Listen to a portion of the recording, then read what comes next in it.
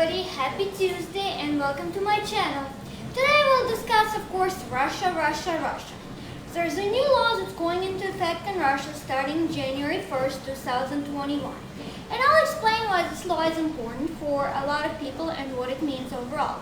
So basically it's a new law containing foreign agent. And what does it mean with foreign agent in Russia? Russia passed a series of different laws pertaining to foreign agent. First, it claimed it was retaliation as far as when U.S. made Sputnik and RT register in U.S. as foreign agents pertaining to their media because it felt that it was Russian propaganda specifically geared to the West. But nevertheless, this Foreign Agent Act is very different and very different law. This comes on the heels of the Russian amendments that were passed on July 1st. Putin proposed new constitutional amendments, and obviously it would allow for him to stay in power until 2036, but this is not the scope of today's video. So today's video is about specifically foreign agents. What does foreign agent means for Russia? It does not mean someone who is foreign national living in Russia. It does not mean that it is a foreign agent, someone who's working for a Western company. No, none of the above. The new law means that anyone that has bank accounts in the West, anyone, for example, that ever used the services like PayPal, even though it's not hugely popular in Russia, it's still used, or even Western Union that is in Russia as well. So what does it mean? Anyone who has any funds ever transferred from the West, doesn't matter, or another nation that Russia deems, which is majority of the world minus plus, that would mean that they're considered foreign agents. What does it mean when you consider the Russia foreign agent?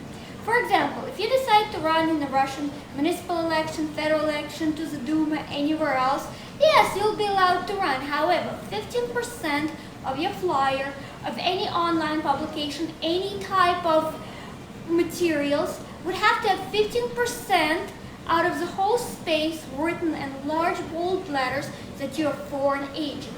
It has to be visible, it has to be huge, it has to cover 15% of your flyer, of your business card, of any type of online presence on your website, and if you don't do that, you'll be automatically fined, disqualified, and depending how far Russia takes it, because Russia likes to take it very further, you might even be questioned by FSB, because recently just ripping up Putin's portrait, which was a paper copy, someone was questioned by FSB.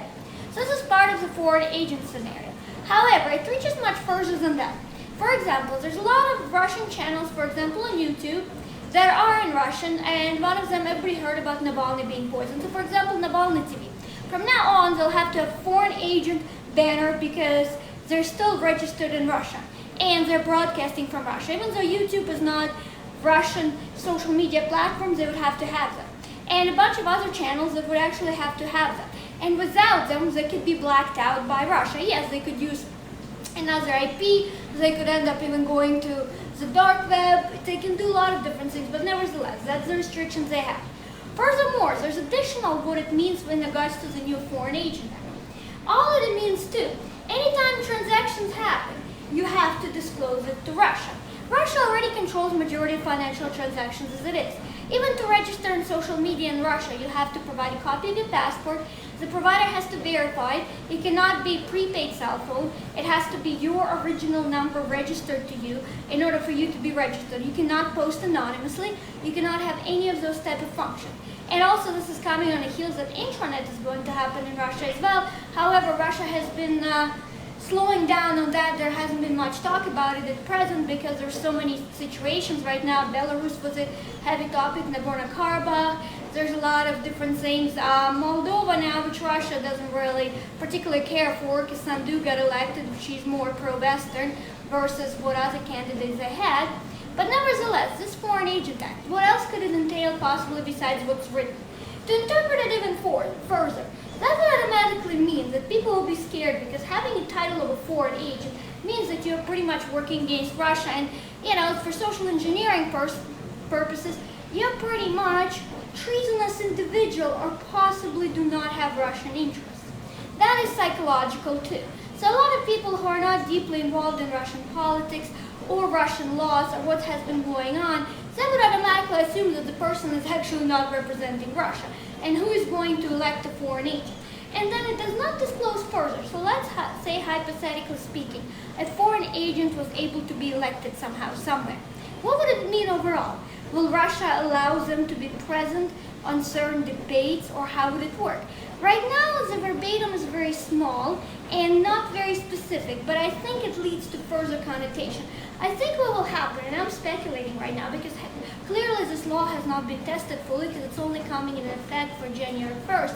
Testing it further, and I mean, as far as laws are concerned, I think someone might take it to the human rights, to you, and also will take it further and even possibly end up in Hague somehow, but at the end of the day, it hasn't been tested. Russia usually does not abide by that because it's Russian domestic policy anyways, but okay, let's go into hypothetical scenario. So Russia knows this information. For example, we'll do a simple example. So someone, let's say, uses PayPal, and let's say someone has a foreign relative, hypothetically living, let's say, in US, and they send this individual some money because they've been struggling, and US dollar obviously stronger than the Russian ruble. So the person gets these funds, and let's say it's $100, $200. There's no minimum quantum or exclusions in this new foreign agent. So what does it mean? So that means the person received that funds. Obviously, it would have to be disclosed because from PayPal, he would transfer it to a Russian bank, which would be attached to PayPal, for example, or any other services. I'm just using PayPal as an example. It doesn't have to be specifically that. So then Russia finds out because, number one, you have to disclose.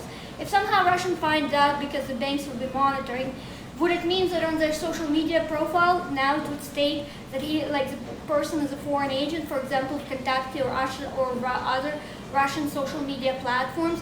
Well, Yandex search agent, there will be a list of foreign agents and database like China does that your neighbor can see. So that means you're a foreign agent because China takes the step where, for example, there's a social credit score, and for example, if you committed any type of crime, for example, you're behind and owe money to the government, your neighbors can go in database and actually see that, your social score is low. So would the same Russia do with foreign agents? I'm sure there'll be public database too.